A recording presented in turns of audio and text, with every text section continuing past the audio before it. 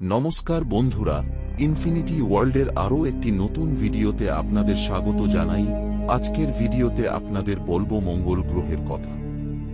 সৌরজগতের ৮টি গ্রহের চতুর্থতম গ্রহটি হল মঙ্গল। ইংরেজিতে এর নাম মার্স। রোমানদের যুদ্ধের দেবীর নাম অনুসারে এই নাম রাখা হয়েছে। মঙ্গল গ্রহকে লাল গ্রহ বলা হয়, কারণ এটা দেখতে লাল। মঙ্গলের মাটিতে আয়রন অক্সাইড নামের পদার্থ থাকার কারণে এটাকে লাল দেখায়।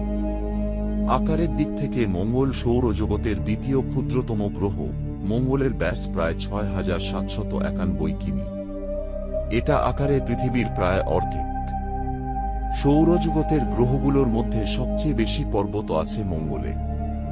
এর অলিম্পাস মন্স পর্বতটি আমাদের এভারেস্ট পর্বতের চেয়ে ৩ গুণ উঁচু। মঙ্গলের মাধ্যাকর্ষণ শক্তি পৃথিবীর চেয়ে ৩ গুণ কম। তাই পৃথিবীতে লাফ দিয়ে তুমি যতটুকু উঁচুতে উঠতে পারো, মঙ্গলে তার চেয়ে ৩ গুণ বেশি উচ্চতায় উঠতে পারবে। মঙ্গল গ্রহের ফোবোস ও ডিমোস নামে দুটি উপগ্রহ রয়েছে।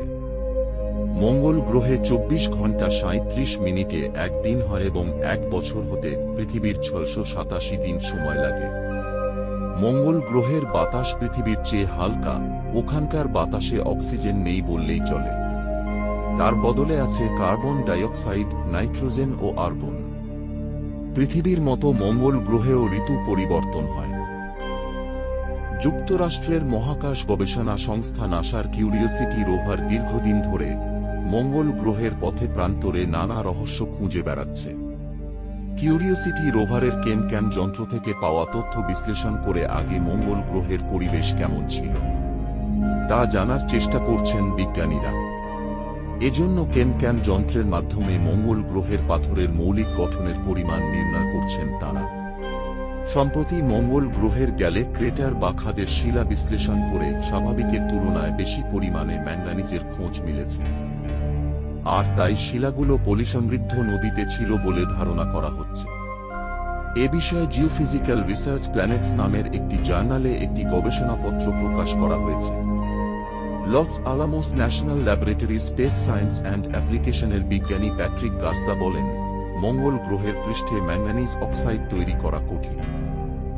সেখানে এই পদার্থের খোঁজ পাব তা আমরা আশা করিনি।